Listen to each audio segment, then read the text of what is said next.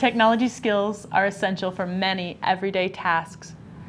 Older people recognize the value of technology and are eager to learn. New technology users need a little extra help getting started.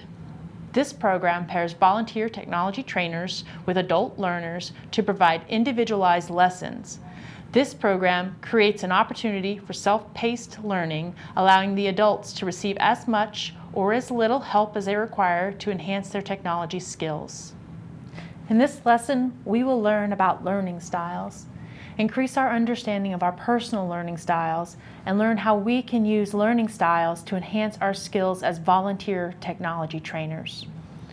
We are going to learn about how we perceive, organize, and remember information. Together, these characteristics form our learning style. We are all fundamentally unique people who learn in different ways.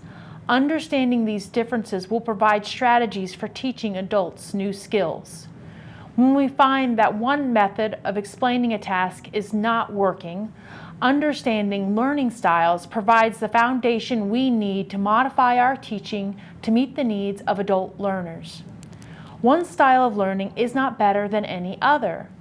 The variety of ways we learn adds great value to our efforts as both students and teachers. Let's start with perception. We perceive information concretely and abstractly. Please note that this is not an either or situation, but a continuum. Think of it as a long line with purely abstract perception at one end and purely concrete at the other, with many small increments in between. So how do we describe abstract perception? If we are towards the abstract end of the continuum, we are often able to visualize something that is not seen. We can see the end product with only raw materials. Abstract perception tends to be intuitive and read between the lines, not always taking what is said simply at face value. If we perceive things in a more concrete way, we are more likely to rely on what we experience through our five senses and dealing with what is before us instead of wondering about what might be. Now, while we use both abstract and concrete perception each day, we are generally one side more than the other, and this is our dominant or preferred method of perception. For instance, if our natural style is more concrete, we may prefer to listen to an idea in a direct, literal, no-nonsense type of manner. In contrast, if our perception is more abstract, we may often pick up on more subtle clues from someone as they communicate. Two people with different perception characteristics could listen to the same conversation and come away with completely different interpretations, yet both are correct. Next is how we organize the information we perceive. This is another continuum with random at one end and sequential at the other. If we are a random organizer, we take information in as chunks. We tend to see the big picture right away. Steps and sequences are not as important to us because we seldom lose track of the general goal. We often prefer action to in-depth planning and may come across as spontaneous. To a highly sequential person, we seem to run without a plan. If we are a sequential person, we like to operate in a linear, step-by-step manner. We have a well thought out plan and follow the steps carefully. We much prefer a logical thought process and will ask tough questions of the more random people in the group. We can be perceived as being less flexible. A good way to know how we like to organize things is to consider how we like to do math. If we like to write out all the steps, we're probably sequential. If we find writing steps to be tedious, we are probably a random organizer. Finally, we will talk about how we remember things.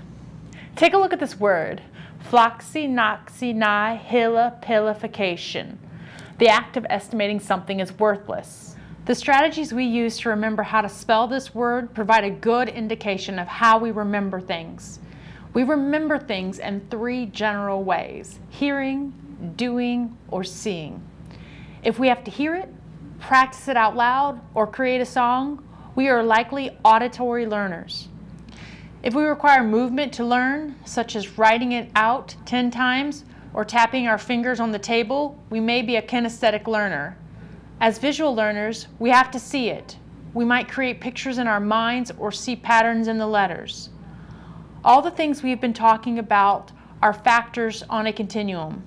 We are not only one way or the other, and we can move depending on the circumstances. Understanding our learning style can help us when we are teaching adult learners to use technology.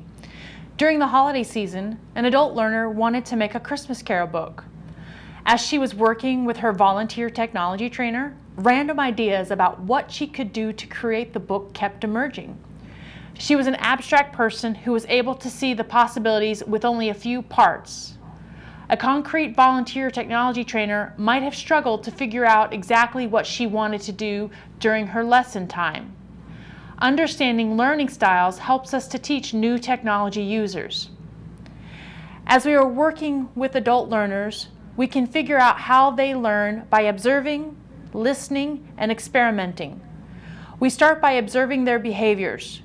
We should consider what teaching strategies led to successful learning. For example, a new user was struggling to understand the home screen on her iPad, so the volunteer technology trainer drew a picture of 3 boxes on a piece of paper. She wrote widgets in the left box, home in the middle, and other in the right box. The volunteer technology trainer used this picture to explain what happens when the adult learner pressed home or swiped left and right.